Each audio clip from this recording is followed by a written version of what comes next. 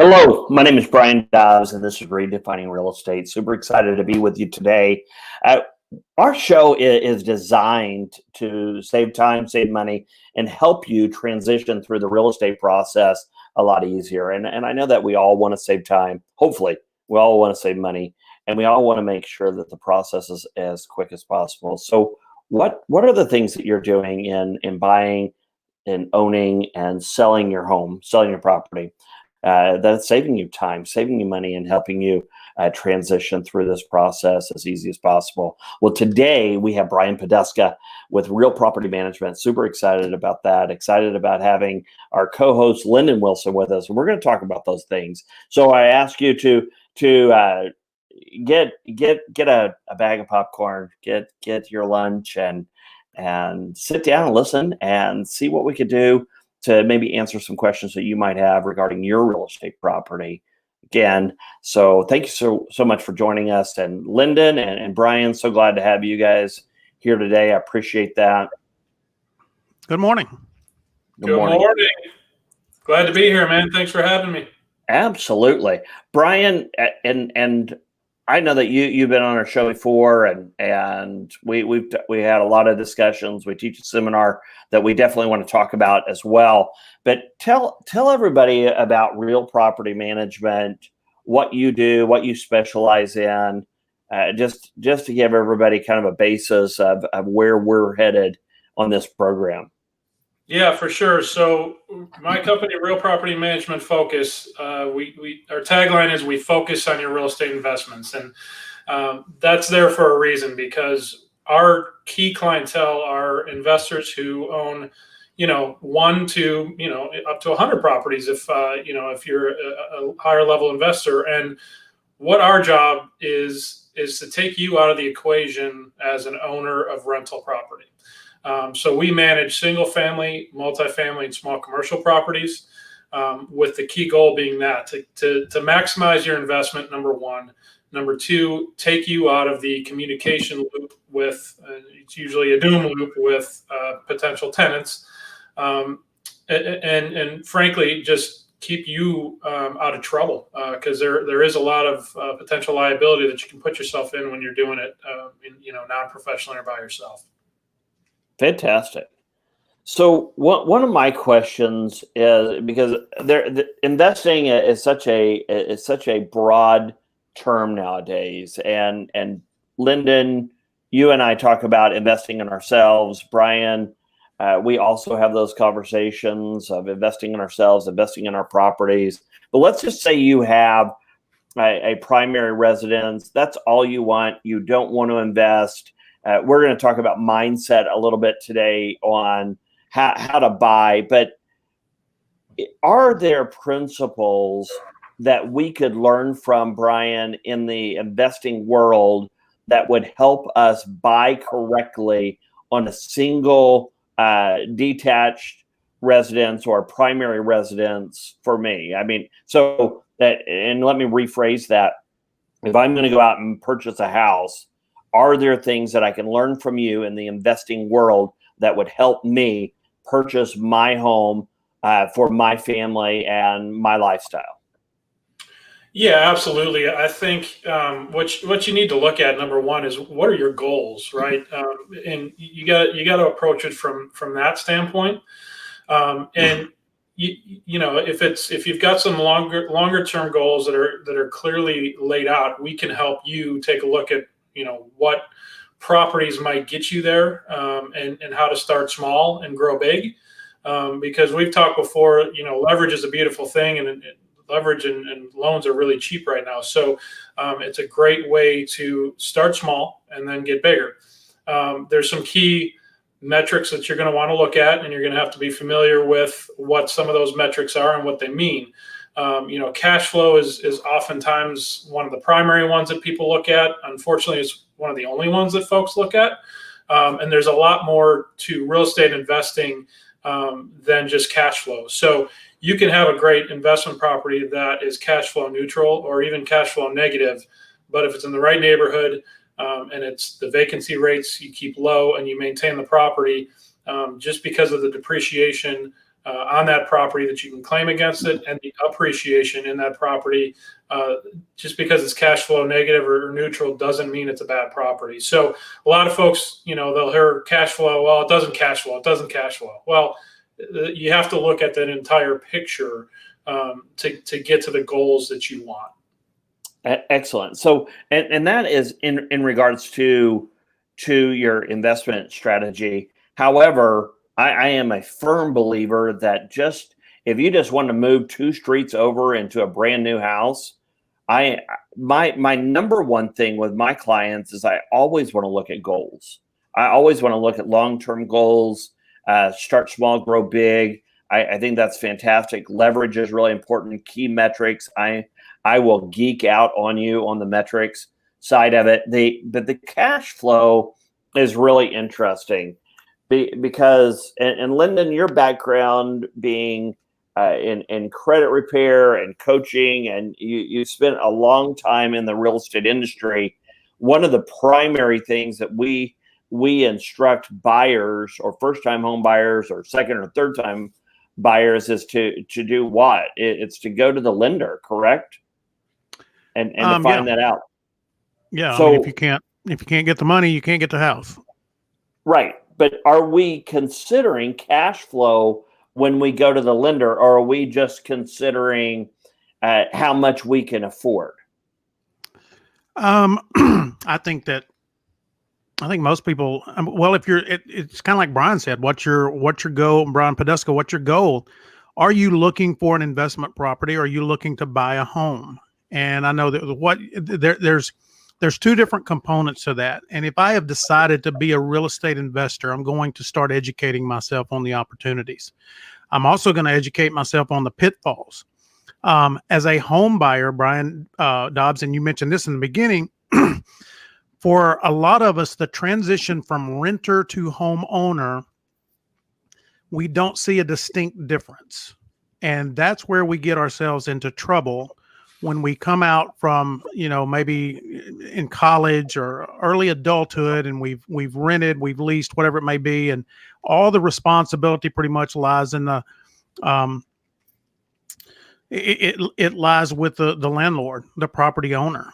And so when we become a property owner, we have not really had the experience or the knowledge of what it's going to take to maintain that home at an optimal level. Because now here's the thing, you're your own landlord when you own. So you have those responsibilities. And so just to back up a little bit, I think what scares so many people from being a property investor is they think it's too complicated. And what I mean by that, if I'm a renter and my water heater goes out, and I'll call the landlord real quick, and it's a couple of days, but they get one in, and I'm hearing all the battles and back and forth and negotiation, and I'm trying to get whatever it may be. The air conditioner goes out, and you realize that landlord just had to drop $3,500 to $6,000 on a new air conditioning unit. That can scare you from property ownership. It really can. And of course, we talked a little bit about the maintenance and how that reduces that. But I think that for me, Brian, I think that when someone has decided to invest, they've done some due diligence. They kind of know where they're going. They may need some mentors. They may need to get into a circle of people that have more experience, people like Brian Podesta that has more experience and can make that transition and that particular endeavor a lot less painful. But I think that for the real estate industry themselves, the realtors, they're missing the boat on helping educate the homeowners that this doesn't have to be home ownership does not have to be problematic. It doesn't have to be. Does that make sense? Did I answer your question? You did in a very Lyndon fashion, which I wouldn't expect anything different, because that's how you and I both answer questions. So it's a lot better than what we had. Who'd we have the other day? It was Julie Altimus, which fantastic guest. She answered the question, no. Yeah, we asked a question and no. Then we're like, well, that's great for radio, podcasting, and television, let me tell you. So no, Brian, so please help us. not to answer just any question with no or yes. I mean, just Maybe. one answer is not going to help us. Maybe. Maybe works. Maybe works. So here's what I want to propose. What would happen if we taught investment strategies to homeowners and how they treat their primary residence, and as far as cash flow, utilizing the metrics that you talked about, Brian, and you just mentioned key metrics, utilizing leverage, start small, grow big, and then have long-term goals. What if we would look at our present home situation, instead of an apartment, instead of I maxed out a payment and that's what I could afford, and I bought as much as possible, instead of possibly buying, let's just go with $500 less than what I could actually afford for a payment. And then I would utilize that money for upkeep, maintenance, home ownership, and things like that. But we're not necessarily groomed that way. We really want you to have the house with all the bells and whistles, the best sound system. You have the sunroof, and I'm talking about a car, just teasing here, but we sell houses with all the bells and whistles. We're like, oh my gosh, I've got to have that. I qualify up to XYZ a payment a month. Well, I deserve it. Well, I'm not saying you don't deserve it, but what would happen is if that was only a 3-year gig and you could teach somebody to do that in 3 years and then roll the equity, the appreciation, and their investing in their property into something the next 3 years and start small, grow big. Yeah, I mean, my thoughts on that are, when you're looking at buying your primary residence where you're living, you almost, to do it prudently, you really need to budget a maintenance fund. You talk about value and what that looks like, whether it's 3 years, 5 years, 10 years down the road. If you're not maintaining that home, you think about what are the big costs of a home, and where do you get hung up on a sale, or where might, if you're looking at a home, where might you look that is going to deter you from buying said home, right? And that, the biggest things, right? Foundation, HVAC, roof condition, termites, if that's an issue.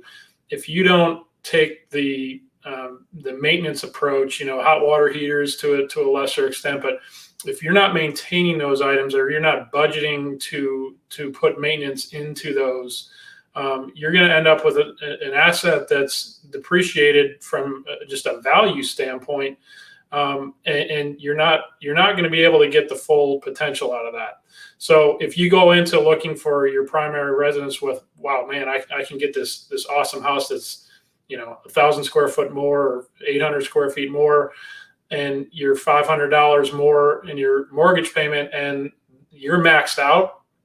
When that water heater, you bought a 5-year-old home, and 5 years down the road, you're going to need to replace those water heaters, and hopefully not in an emergency situation where they're in your attic and they're now leaking and they're going through your ceiling. So if you're not planning for that, that maintenance piece, and you're not religious about taking care of those big ticket items, then you're gonna be in a situation that you could have avoided had you not maxed out your purchasing power. Okay, so you're basically talking about taking your primary residence, turning it into an active asset versus a passive asset. Passive asset meaning you're just going to cross your fingers, hope and pray when you sell it one day you're going to make money. But you actually turn it into an active asset that if I maintain it properly, if I do the proper improvements and keep that, then hopefully appreciation, depending upon the market, and my principal reduction, as well as my equity, plays a great part in me when I sell it and do a resell, that I will actually make more money, hopefully, from my house than I would have if I didn't maintain it. Is that what you're telling me? Yeah, and not only are you going to make more money, but you're going to sell it a heck of a lot quicker. So if if you have a well-maintained home, I talked about it from the buying side. Well, if you're selling it, your buyers look at it and say, well, you know what, it needs a new roof. I don't want to do that work, so I'm going to devalue my offer by something that's going to cover that roof, or hot water heaters, HVAC systems. So if your HVAC system is 20 years old, it's on borrowed time. And if you're trying to sell a home that has an HVAC system that's 20 years old, that's going to turn off a lot of buyers, and it's not going to bring you the biggest offer that you can get. So yeah, from a resale standpoint, absolutely. A little preventative maintenance goes a long way, they say. Well, that's very true. And the fact that if you plan ahead, you can amortize those costs, for lack of a better term, across the life of your ownership, as opposed to having that, $20,000 two HVAC bill come across your desk that if you're maxed out, you're probably not in a position that you can be able to pay that. Great answer on that. At one of the questions, and then Linda, I'm going to ask you a question here. On your maintenance fund that you mentioned, Brian, is there a good percentage that you recommend for your investors? Because again, if it's good for an investor, if it's a good principle, it can be applied to just a regular primary residence. So is there a percentage that you educate or teach people to keep back for a maintenance fund in their home? Yeah, and when we lay out what an investment property would look like over a 20 or 30-year time horizon, or 10-year, whatever time horizon you're looking at, the biggest factor is the age of the home. So if you're buying a brand new home, you have an automatic 1-year builder warranty in almost every case. You probably have a home warranty that's going to cover a lot of that. But as the home gets older, home warranties are great, but they don't cover full expenses for a lot of things because of code upgrades. And, if you don't maintain certain assets properly, then they're not going to fully cover you. So, just talking very broadly, again, it's all age dependent on the home, but a decent number to start with, 1% of the value of the home per year. Now that as that home price gets higher and higher, that number may be a little too high. So there's ranges that we look at. There's ages of the home, but 1 to 2% based on the age of the home as a budget is probably appropriate. And as you accrue those funds, if you're not using them, you can start allocating them elsewhere, or you can employ, like I said, preventative maintenance where you're going to avoid those big ticket items down the road. So let's go with that, because then I want to get us into owning a home and then selling. So if we did 1% of the value of our home price, we could actually take that, amortize that 1% over our monthly payments, correct? Absolutely. And then we know that we need to be saving XYZ per month, would you recommend putting it into a separate account? I would, like a savings, and I call my savings account my escrow accounts. I do that for my taxes and insurance. I do that for maintenance. I like to keep everything in different buckets. So one, I don't commingle, and the other thing, I don't go buy that supercharged car or television set with my monthly maintenance fund, because then I get in trouble. I don't want to get in trouble. Yeah, well, my recommendation is always, from an investment standpoint, have at least one, if not multiple accounts set up for your investments, and hopefully under an LLC or some sort of protected entity. That's a whole different discussion, but from a liability standpoint, but yes, absolutely, from an investment standpoint, we funnel, and funnel is a bad word, but we horrible. Yeah, that has been launder.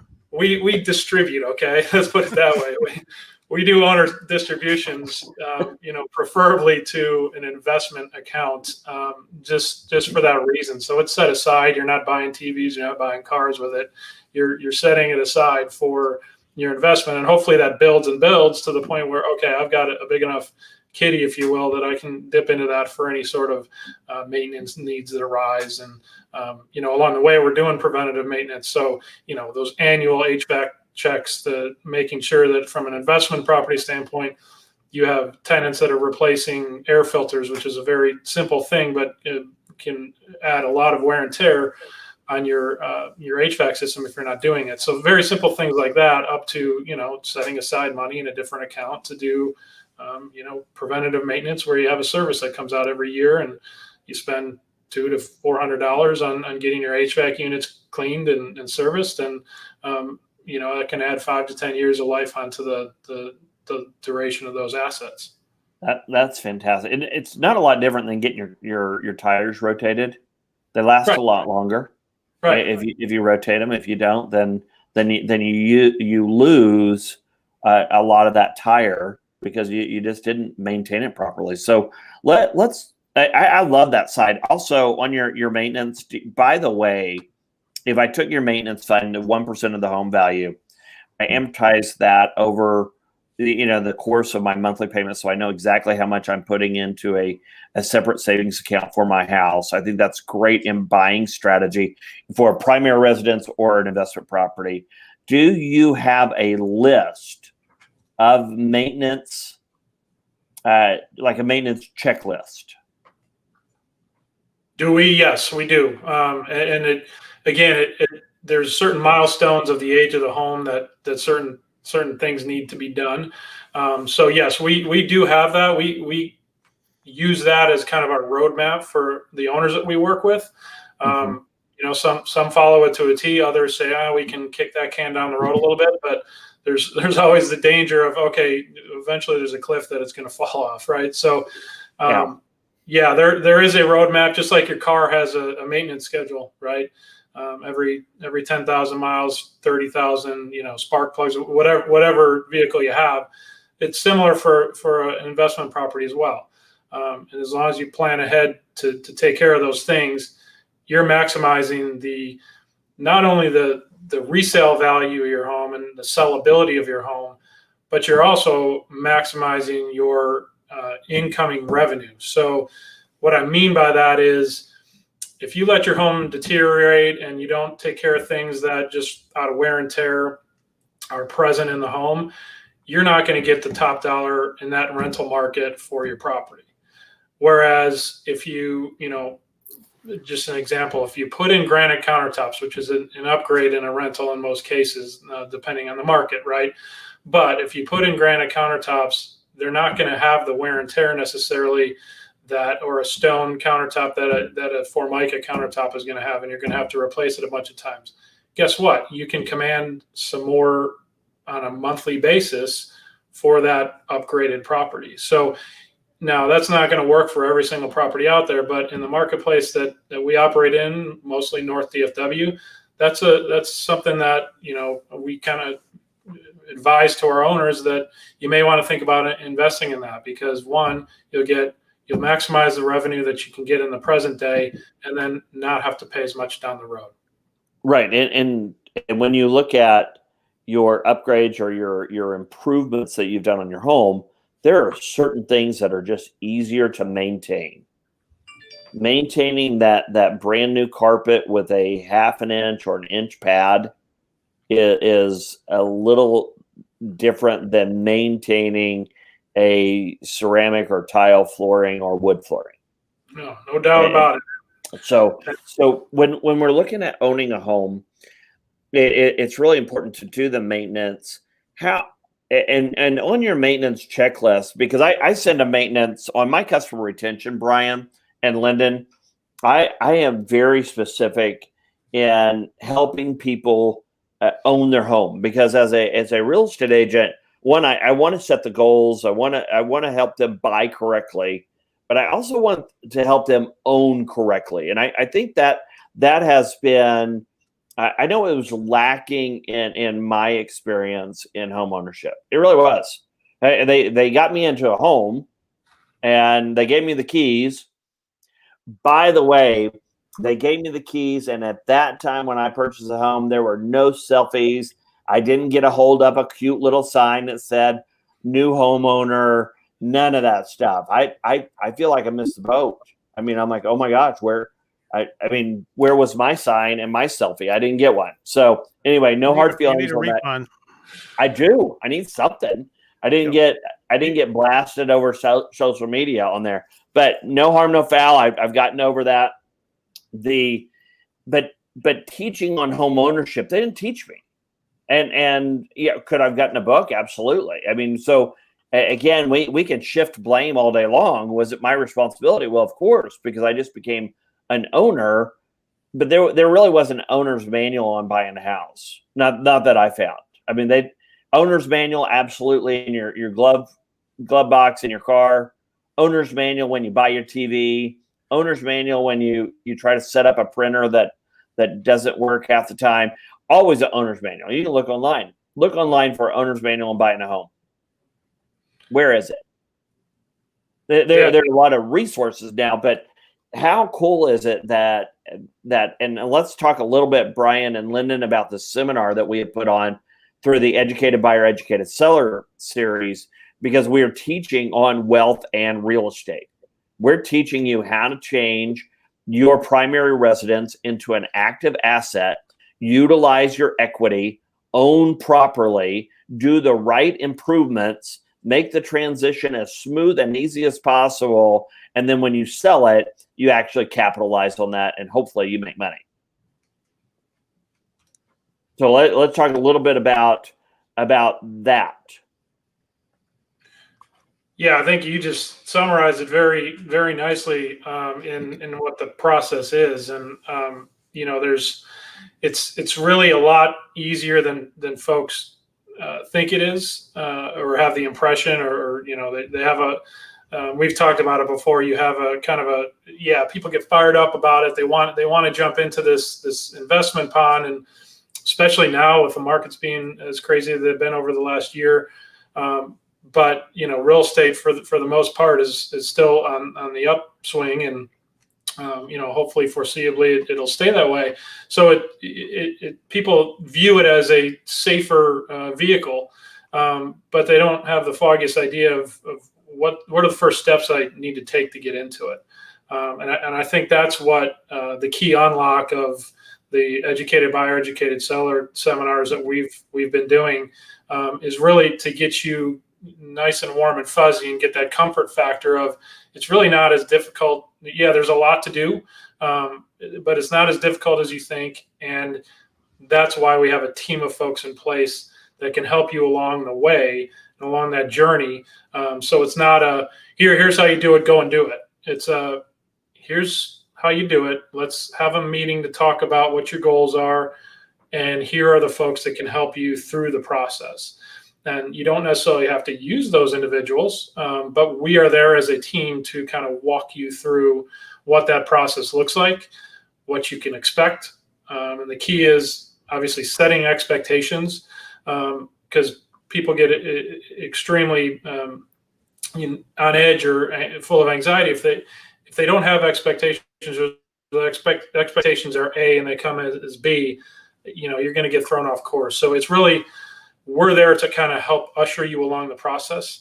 And I think that's when we first started talking about what the seminar is going to look like and, what the process is, I immediately got fired up about it, because it really is, it boils the ocean, so to speak, and makes it very simple, and has a lot of people holding hands along the way to get you to the goal that you want to get to. And when you bottle all that up and put it in a hour and a half sit down presentation and shaking hands and meeting and greeting, it makes it real and real simple. So that's what I love about it. That and the overall goal to just help folks and help people along. That's what got me fired up about it and said, yeah, I'm all in. So that's kind of my thoughts on it.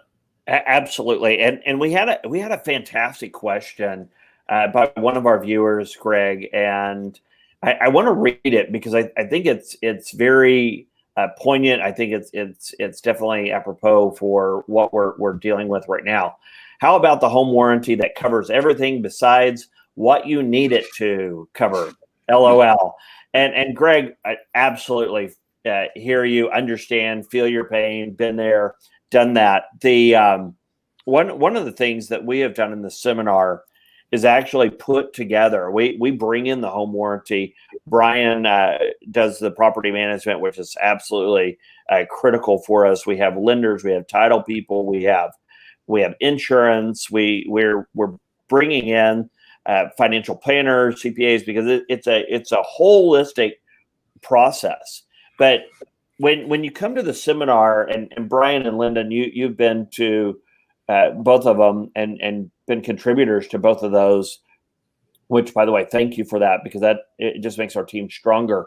But the people become more than a brochure, and you're able to ask the questions that you may not be able to ascertain from just reading the brochure, and the fine print disclaimers that, oh yeah, you're going to pay a lump sum here, and then you're going to pay basically a copay, and I can't remember the exact. You're going to pay a service fee, whether it's $75 or $80 for someone to come out there and look, and then you get nickeled and dimed. And there are companies out there. There are groups that do that. And one of the things that our seminar does is we prompt it and we set it up for this, but we want you to ask different questions. I want you to be able to go to the home warranty rep and ask them, what things do you not cover? And why wouldn't you cover them? Because if you know what they don't cover and why they won't cover them, then out of our group of people, there is somebody else that services or takes care of that place that home warranty may not cover, that you could get coverage on another side. So we want to make sure that home ownership is valued, appreciated, protected. We want to protect your asset. We want to protect your primary residence just as much as we want to protect your investment properties, because we believe, even through the seminar, that your primary residence, even if you don't have investment properties, it's still an investment. It's an investment in you. It's an investment in your family. It's an investment in your future. And if you own a home correctly and you're utilizing the home warranties and you're utilizing the insurance correctly and you utilize the resources, Brian, that I've gone to you and said, hey, listen, I need a handyman, I need an electrician, I need a plumber, I need this, I need that. And you have introduced me to some fantastic people in your network. So it's creating that team around your asset that maintains or increases the value of your property. True, false? What do you guys think? Yes. Yep. Thank you. Thank you for that one answer. To sound like Julie. Yes. True. Yes. Lyndon. I agree. Come on, guys. Seriously. One word answers. I know, Lyndon, you busted out that and you got 2 words in there. Thank you. Well, I'm trying. No, I go back to, again, the investor versus the homeowner, and it's a mindset shift that as a homeowner, you're still an investor. That was a close one. It really was close. I tightened up a little bit on that one. Fortunate, and I don't have that 7-second delay button either. So that's hard to say, guys. Mindset shift. That if you are a homeowner, you're still a property investor. Mm-hmm. And I think that what a lot of people, and I just believe this for people that have maybe on their second or third home, do they have a strategy? Okay, we all have a strategy to buy it. We all develop a strategy to sell it. That's why we hire real estate agents, right? They help us develop the strategy. But we don't have a strategy to own it and to minimize our cost and to maximize our ability to build equity into that property, which if I'm not replacing AC units, if I'm not replacing flooring because the water heater burst and destroyed, whatever it can destroy. That's money that at some point in time allows me to build more equity into my home, which makes that exit strategy later even more profitable. And I think that that's what the seminar is doing, is helping everyone have the mindset shift. I'm getting better. I can't believe you called me out on that, Poduska. That was funny. No, Did I do that good enough to slip by?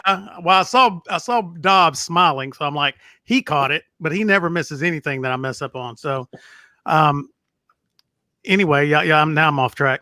I think I think we all have to start thinking that way. What's our strategy for? And Dobbs, you and I have talked about this before. It's not just about the buying, owning, and selling of this home, but what's my strategy for the next 30 years? Exactly. And this is a stepping stone to the second portion, to the third portion, to the fifth home, whatever it may be, to hopefully one day I can own a home without a payment. I've built enough equity that, this one, or I'm cash flowing 5 other homes that I've owned previously in my life that is paying for this last home that I've got.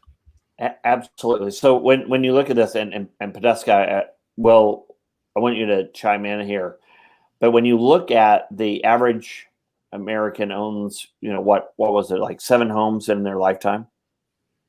And it was a crazy stat, but we've taken a reactive approach a lot of times in real estate. And yes. hence the fact that we're doing redefining real estate, because we want to teach people how to do a proactive.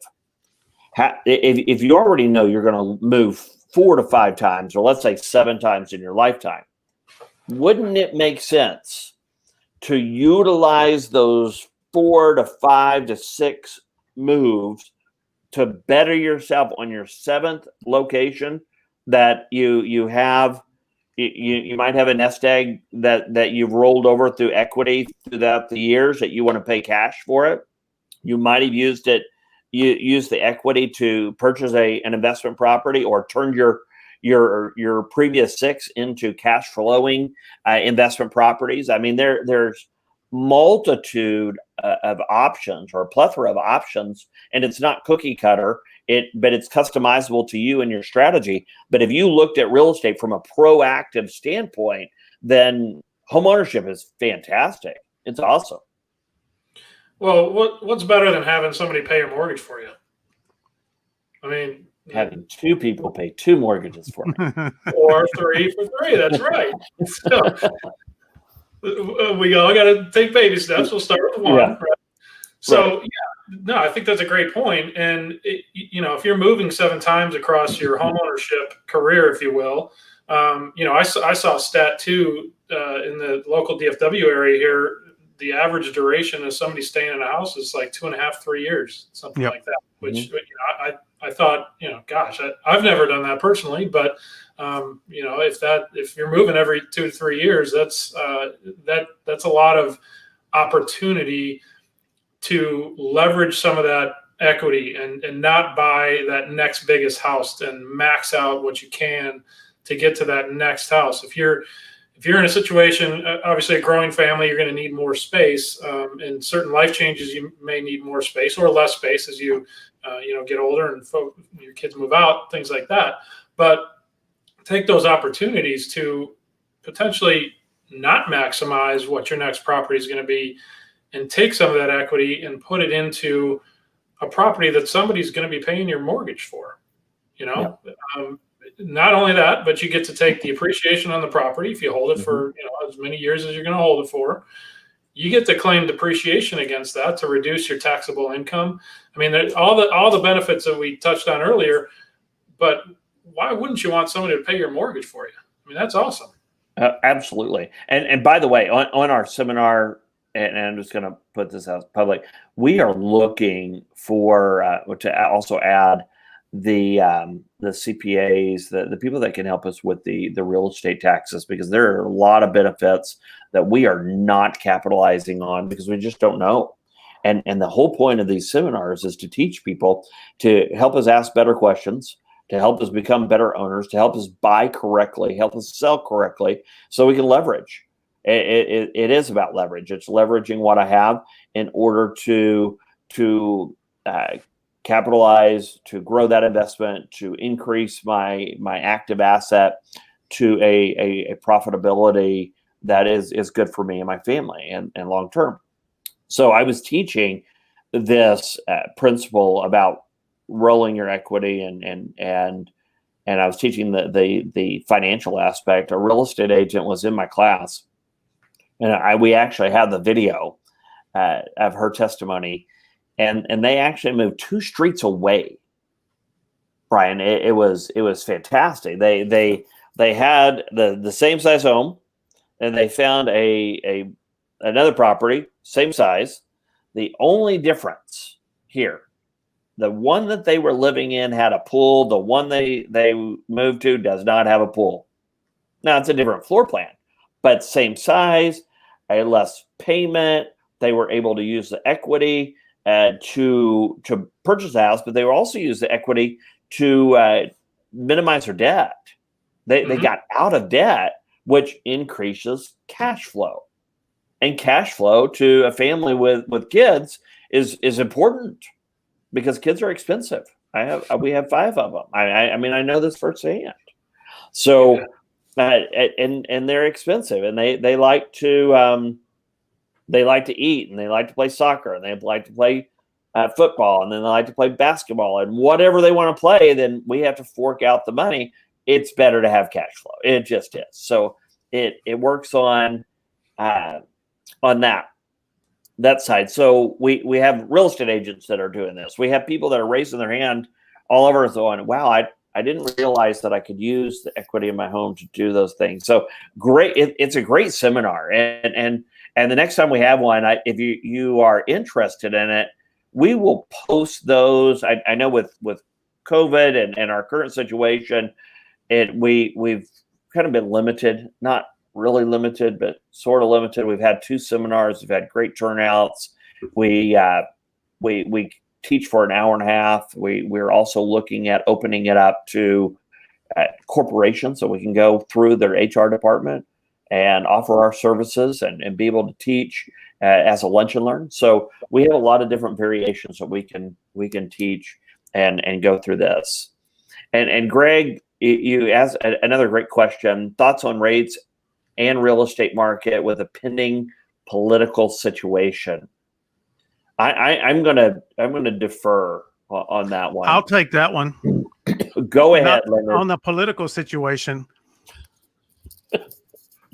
you better have a house you love, because we may get locked down again. So enjoy being there. You might be spending a lot of time in it. That's all I got to say on that. Thank you, Lyndon, for that upbeat, positive, optimistic viewpoint.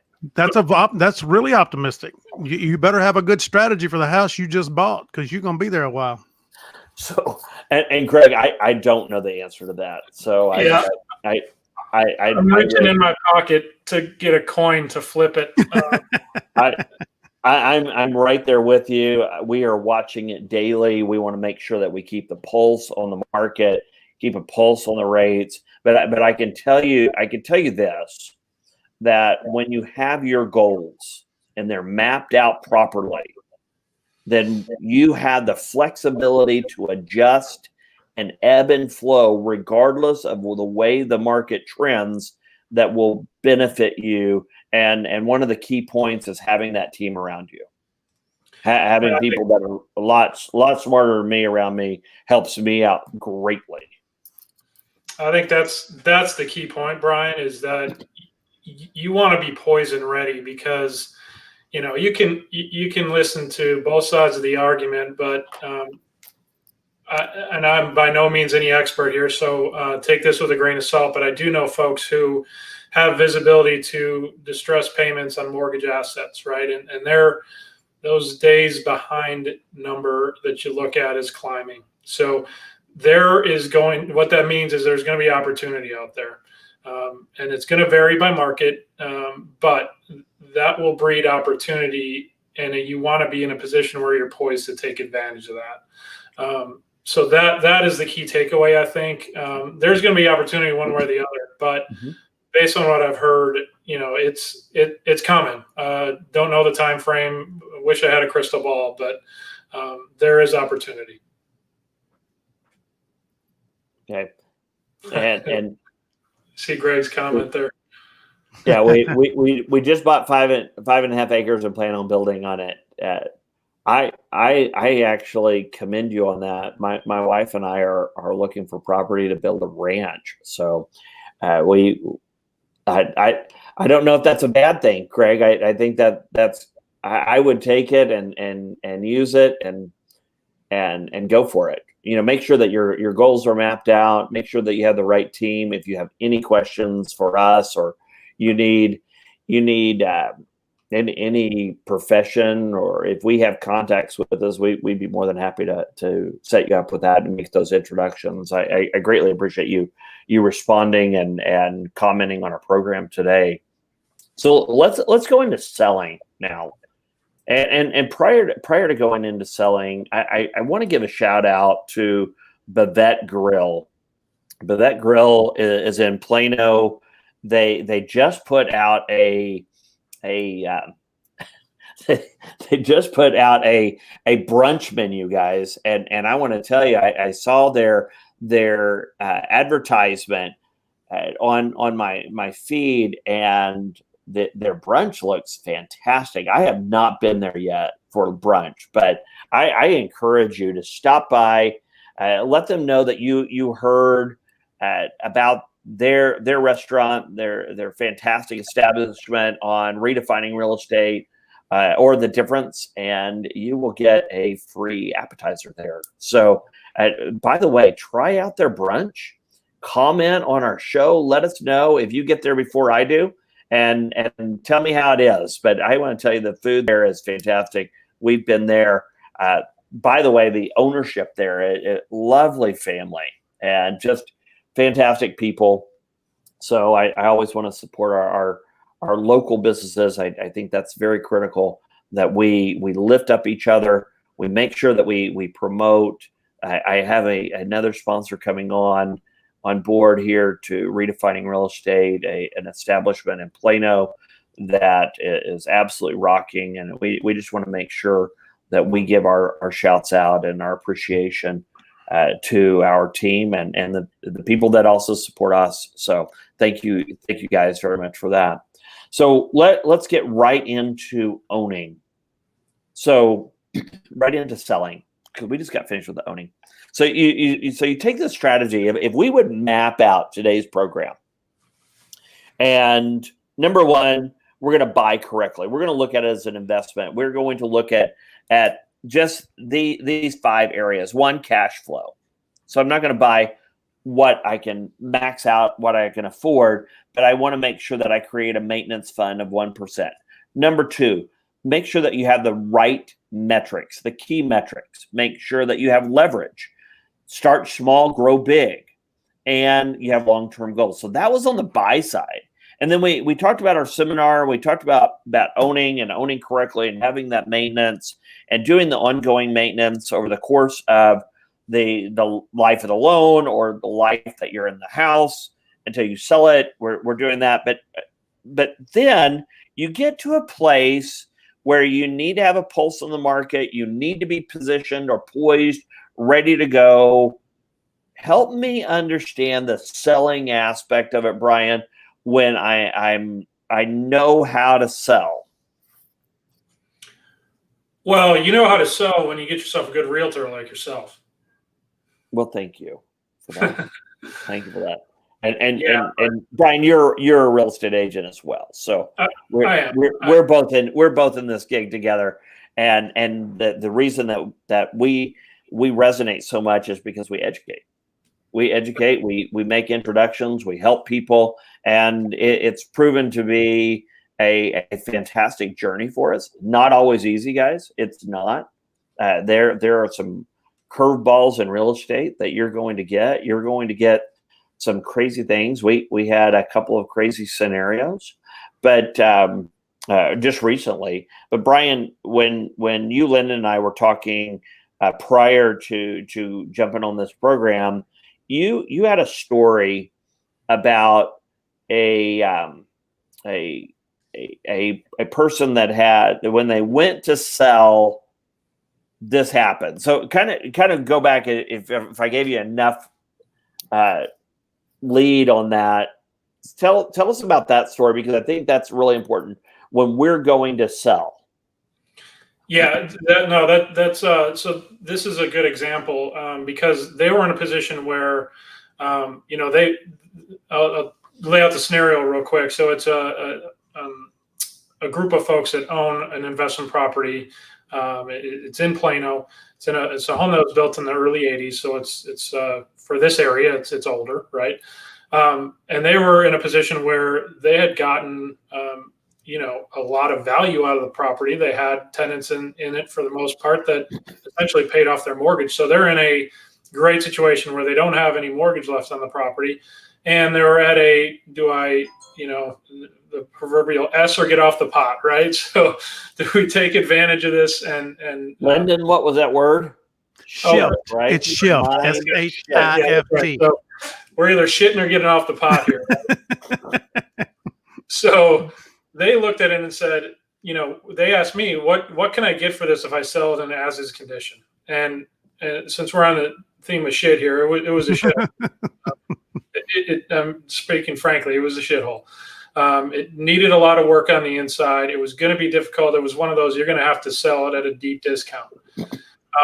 So they're prudent, and they ask, okay, well, what if we put some money into it and fix up the kitchen, the baths, the key items, the big selling points, right? Kitchens, baths, update some of the flooring. The bones of the house were good and are good. But so what if we put some money into it? We'll figure out what that dollar amount is. But if we upgrade this in the kitchens, baths, some of the key elements, what can we sell it for? And the answer was basically $100,000 more. And this is a home that, like I said, it's not huge. It's a 3-bedroom, 2-bath. But by putting, and we're now 6 months down the path on this. So we've put probably about $60,000 into the home, but they're going to see well above their investment in that property, just because they took it from a really not good situation to now it's on the higher end of that particular market in that neighborhood.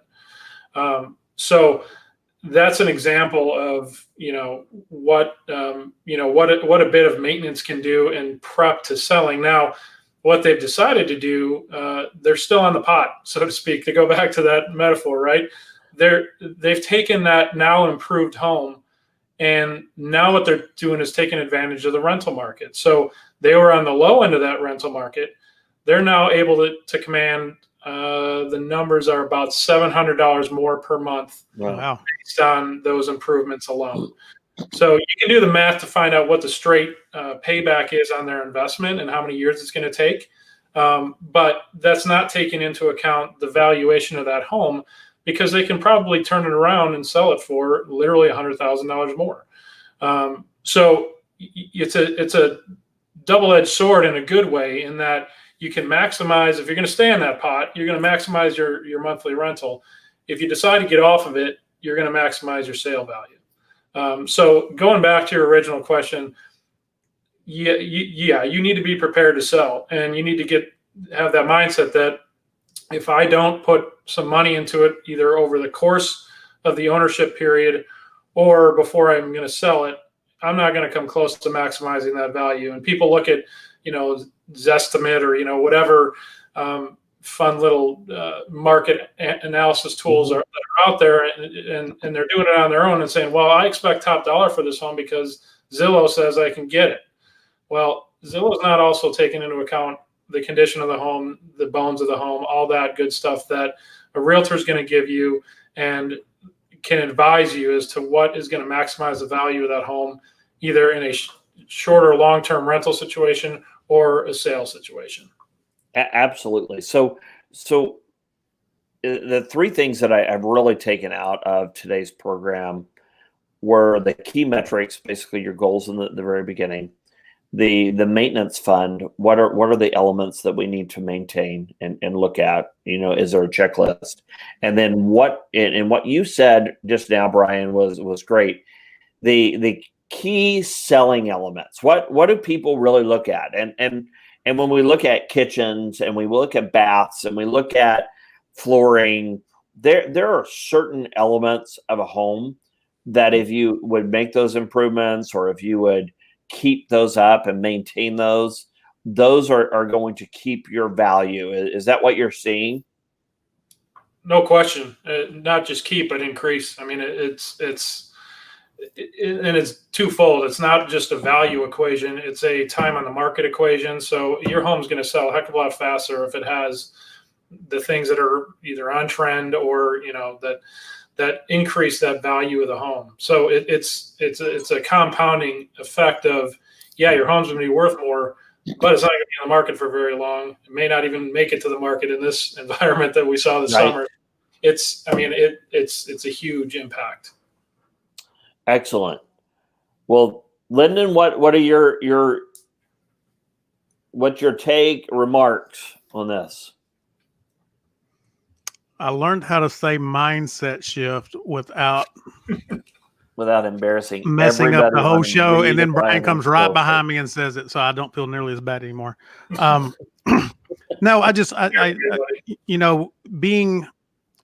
having been involved in credit repair industry for so long and seeing the challenges that so many people had and their understanding of money, I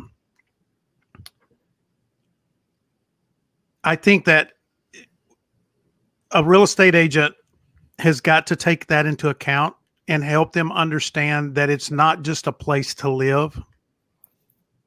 It's much, much more than that. And it can be life-changing. It can change generations down the road for your kids, your grandkids, anything like that. I mean, one of the guys that you had speaking at your seminar, Brian, and like I said, I've been in this industry forever, but he was talking about, had you taken a home and, 18 years ago, you had a kid, you had a home that was an investment property. Now you have that kid's college paid for at the 18-year mark. And I'm like, would you rather put $500 to $1,000 a month in savings for a college fund, or would you rather put a down payment on a house and let somebody make that payment? Basically, some other family, I hate to say it this way, some other family paid your kid's college. Mm-hmm. Thank you very much. Appreciate that. And so I think that it's got to be simplified, because I think that's why a lot of people rent. It's the simplicity of it. All I need to know is how much my rent payment is every month, and that's it. And if we can transition them from that mindset into a simplified home ownership mindset, I think that everybody wins. Absolutely. And you know what?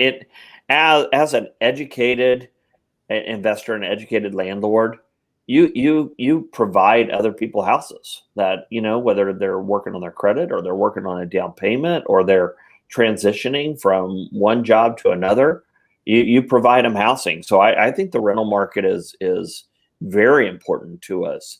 And I think as a homeowner and being a responsible a human being, that we should provide some good things, and it helps families. So we're all about strengthening the families, building better and stronger neighborhoods and better and stronger communities. So anyway, guys, we're right at the top of the hour. So I want to tell you thank you again, Brian Podeska, for being with us and taking time out of your busy schedule. I know it's been crazy busy in our market, and it's going to stay. I really feel like it's going to stay crazy busy. I know we've had a little bit of uncertainty right now, but it's the people that have their shoulders back and their heads up, like you, that are pressing through. We're educating our buyers, we're educating our sellers, our investors, our tenants on how to stay the course. I think it's really important.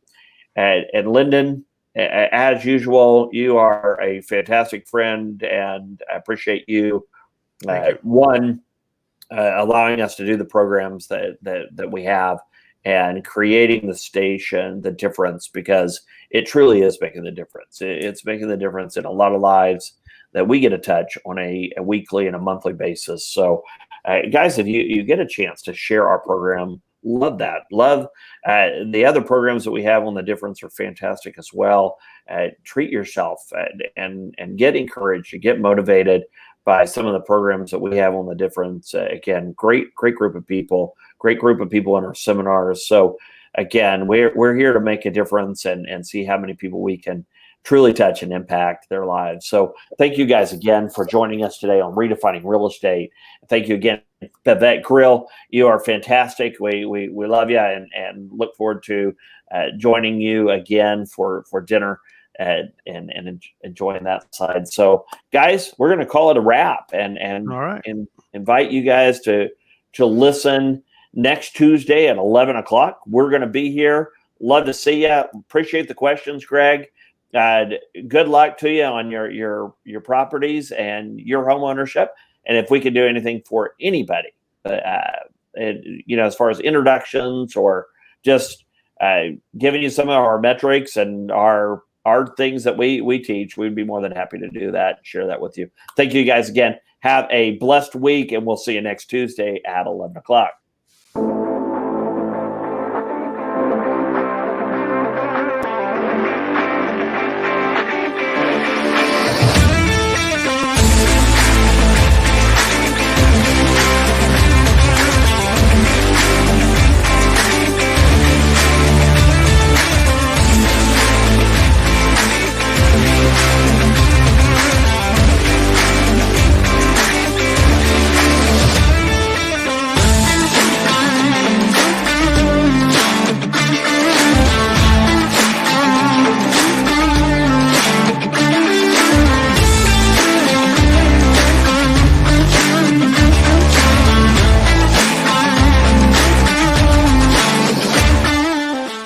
The Difference is a proud supporter of the following nonprofits. Creek and Timber Legacy, providing outdoor learning, hunting, and firearm therapy for veterans, first responders, and children with serious illness. You can find more info at creekandtimberlegacy.org. And Sharp Shoes. Through local schools and shelters, Sharp Shoes helps provide new shoes for countless needy people and their families. You can find more info at sharpshoes.org.